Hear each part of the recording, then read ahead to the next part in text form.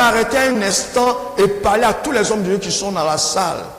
Peut-être que tu es venu, tu ne t'es pas fait signaler, tu es un homme de Dieu, tu es assis dans la salle. Mais je veux te dire qu'un homme de Dieu a une mission. Nous avons une mission que Dieu nous a confiée.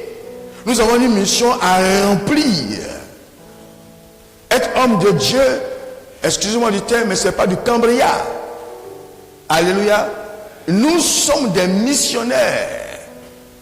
Nous avons une œuvre à accomplir.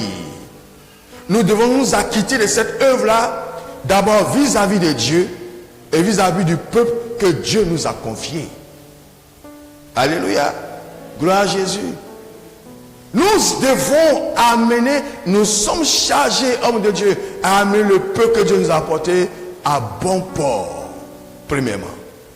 Et pendant que nous sommes en train de les envoyer vers Cana, vers la félicité finale, chemin faisant, nous devons nous occuper de leur bien-être. Nous devons les sortir de la situation dans laquelle ils se trouvent.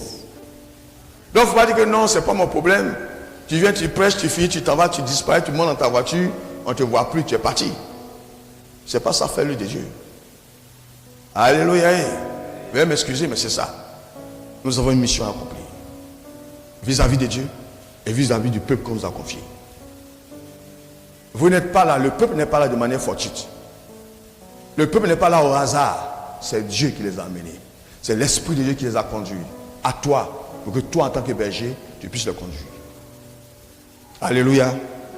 Je voulais fermer ma parenthèse et continuer. Comme je le disais tantôt, l'homme de Dieu est allé dans la face de Dieu pour recevoir les instructions qu'il faille qu'il reçoive. Donc un homme de Dieu doit permanemment, je ne sais pas si c'est à minuit, je ne sais pas si c'est à 1h du matin, je ne sais pas si c'est à 3h du matin, mais un homme de Dieu doit aller permanemment devant la face de l'Éternel pour recevoir des instructions. Alléluia. Voilà pourquoi quand toi, peuple, tu viens de la présence de Dieu et te dit fais ça, d'un vrai homme de Dieu, il te dit fais ça, marche comme ça, toi obéis parce que sûrement, assurément, c'est des instructions qu'il a reçues de la part de Dieu, du Saint-Esprit. Alléluia. Gloire à Dieu. Et Moïse va recevoir quoi? Les instructions. Dieu va dire, il faut prendre des anciens avec toi. Et monte, va au mont Horeb. Et quand vous serez sur le mont Horeb, je me tiendrai devant toi. Dis avec quelqu'un, je me tiendrai devant toi. Je me tiendrai devant toi. Alléluia. Un vrai homme de Dieu, Dieu se tient toujours avec lui. Il ne marche jamais seul. Alléluia. Surtout quand il y a les situations compliquées, Dieu se tient toujours avec lui pour défaire la situation. Ça, c'est le vrai homme de Dieu. Je ne parle pas de quelqu'un qui a eu des diplômes dans l'école de théologie et il a pris ces diplômes-là pour venir servir Dieu. Je ne parle pas de ça. Je parle de celui qui a eu les diplômes et qui a cherché la face de Dieu, qui a été assermenté par Dieu, par le Saint-Esprit, et qui est venu servir Dieu. C'est de lui que je parle. Quand je lis la parole de Dieu, de la Genèse à l'Apocalypse, tous les hommes de Dieu ont été appelés. Ils ont été appelés par Dieu. Alléluia. Et Dieu les a donné des instructions. Alléluia. Que ce soit dans l'Ancien Testament, que ce soit dans le Nouveau Testament, ils ont été appelés par Dieu. Le diplôme ne fait pas un homme de Dieu. Le diplôme nous permet d'avoir la connaissance. Mais le diplôme ne fait pas de nous un homme de Dieu. Je reprends. Le diplôme nous permet d'avoir la connaissance. Le bac en théologie, la licence en théologie, la maîtrise en théologie, le doctorat en théologie nous permet d'avoir la connaissance, ne nous permet pas d'être des hommes de Dieu. Alléluia. Un homme de Dieu, il est appelé par Dieu et il a les instructions fermes qui reçoit de l'Éternel pour conduire le peuple qui doit conduire. Alléluia. Donc, en plus de ton diplôme c'est bon pour que tu aies la connaissance biblique. Mais en plus de ton diplôme, il faut que tu aies les instructions de l'Éternel. Il faut que tu sois conduit par qui? Par Dieu. Et Moïse, au mont Horeb, a été instruit par Dieu. Il dit, aussi le mont Horeb, je me tiendrai devant toi. Prends les anciens, prends la verge et va au mont Horeb. Et là, je me tiendrai devant toi. Gloire à Jésus. Ne va jamais devant un homme de Dieu, un véritable homme de Dieu, pour faire ce que tu as envie de faire. Si on t'a te détruit. Parce que le vrai homme de Dieu, Dieu se tient toujours avec lui. Alléluia. Amen. Gloire à Jésus.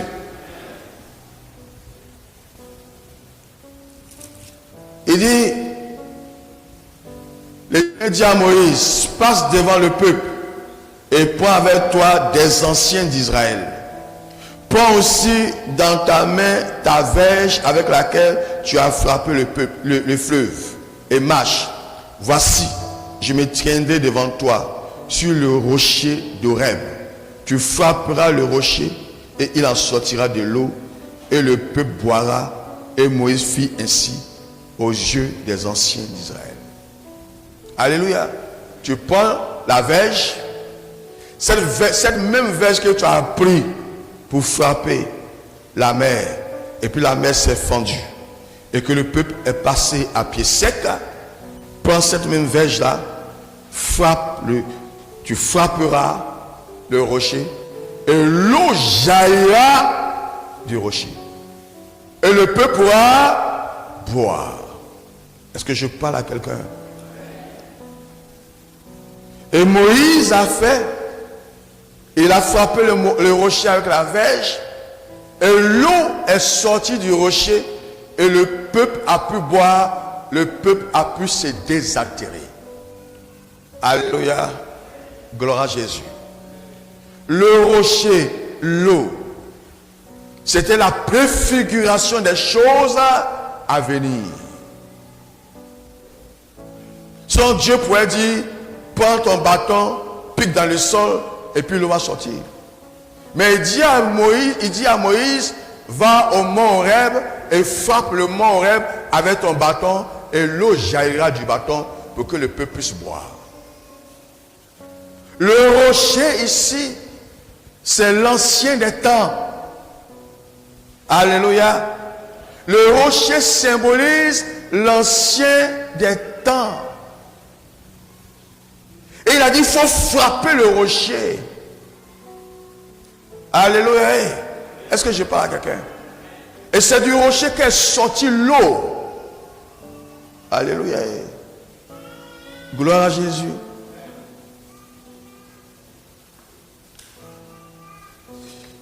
Comparativement à ce qui allait venir, quand Jésus a été percé sur le côté, il est écrit que l'eau aussi est sortie de son corps. Alléluia. L'eau aussi est sortie de son corps. Alléluia. L'eau symbolise la vie qui est en lui. Or, la vie qui est en lui n'est que la parole de Dieu. Parce que c'est la parole de Dieu qui a été faite chair. Est-ce que quelqu'un t'a comprendre?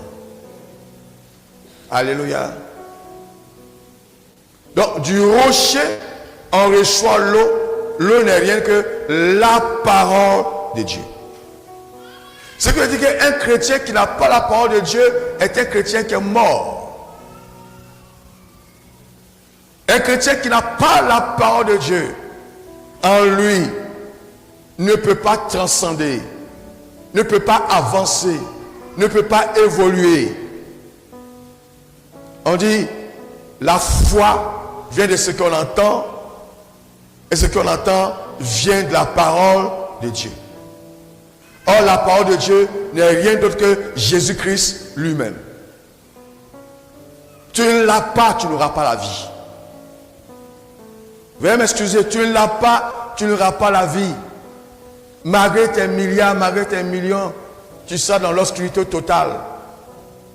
Quelqu'un qui n'a pas Jésus, quelqu'un qui n'a pas la parole, quelqu'un qui n'a pas la vie en Dieu, malgré ses millions, il est dans l'obscurité. Ce qu'on ne doit pas faire, c'est ce qu'il va faire. Les actions qu'on n'a pas posées, c'est ce qu'il va poser. Il n'a ni la paix, ni la tranquillité. Alléluia. Gloire à Jésus.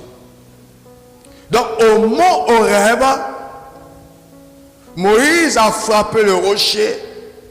L'eau est sortie du rocher et le peuple a pu se désaltérer pour continuer son chemin. Tu veux aller loin dans ce monde, il te faut l'eau de Dieu. L'eau que Dieu donne. Alléluia. Or, l'eau que Dieu donne, il n'y a rien d'autre que sa parole. Donc, ça veut dire que toi et moi, nous devons au maximum possible emmagasiner la parole de Dieu pour que cette parole-là nous fasse vivre. Alléluia. C'est cette parole qui te fera vivre, mon ami. Quiconque n'a pas la parole de Dieu a une soif. Quiconque, quelle que soit ta fonction, quel que soit ce que tu es, si tu n'as pas la parole de Dieu en toi, tu auras soif. Et une soif va se manifester en toi. Alléluia. Et la parole de Dieu vient du rocher. Le rocher qui n'est rien d'autre que Jésus-Christ de Nazareth. Alléluia. L'ancien des temps. C'est de lui que tu recevras le nécessaire pour vivre. C'est de lui que tu recevras le nécessaire pour continuer la marche. Quand ils ont bu l'eau qui est sortie du rocher, ils ont pu traverser le désert sans problème. Mais quand l'eau n'était pas dans leur vie, le désert était un obstacle sérieux pour leur vie, pour leurs problèmes. Je dis à quelqu'un ce matin, à cette heure-ci, si tu ne prends pas l'eau de vie, l'eau qui est la parole, si tu n'as pas cette eau, ta vie, la vie que tu es en train de mener sur terre, sera un cauchemar pour toi. Tu vas bien commencer, mais ce n'est pas sûr que tu termines bien, quelle que soit ta position. Parce que tu n'as pas eu l'eau. Alléluia. Ta vie sera jamais de difficultés. Et à un moment donné, dans ta marche, tu seras essoufflé. Parce que tu n'as pas Jésus. Tu es essoufflé. Tu n'arrives pas à transcender. Tu n'arrives pas à évoluer. Tu n'arrives pas à surmonter les difficultés. Et aller dans les déserts, ils étaient nombreux. C'est tout un peuple qui est sorti du désert et qui était en train de traverser. Mais ils avaient soif. L'eau leur manquait. Ils étaient affaiblis. Ils sentaient leur mort venir. Ils sentaient qu'ils n'allaient pas atteindre le but. C'est la même chose pour quelqu'un qui n'a pas Dieu. Pour quelqu'un qui n'a pas Jésus. Il peut commencer bien, mais chemin faisant, il se sent affaibli. Il se sent fatigué. Alléluia.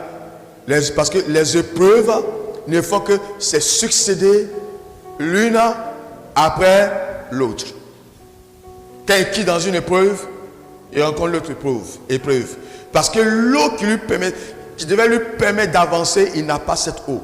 Or, l'eau qui doit lui permettre d'avancer, de traverser son désert, cette eau-là, ce n'est que Jésus-Christ de Nazareth. Or, Jésus-Christ de Nazareth, c'est dans sa parole, c'est